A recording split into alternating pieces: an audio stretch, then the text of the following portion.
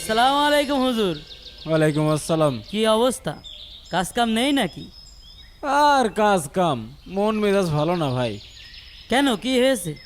মসজিদের ইমামতি চাকরিটাও থাকছে না, আর এই জায়গাটায় দোকানটাও থাকছে না ভাই। তা তো যাবে আপনার দোষে।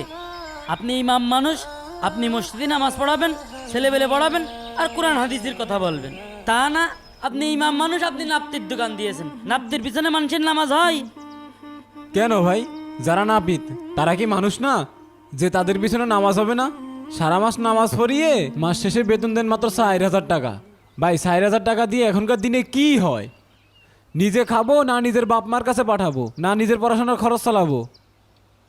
তাই বলে ব্যবসার দেশে খুঁজে পেলেন না, চুলদাড়ি কাটা কাজ শুরু করলেন। ভাই আমি ইমাম সাহেব হয়ে কি কোনো ভুল কাজ করেছি নাকি? ইমাম সাহেবরা কি মানুষ না? তাদের কি শখ আহ্লাদ থাকে না?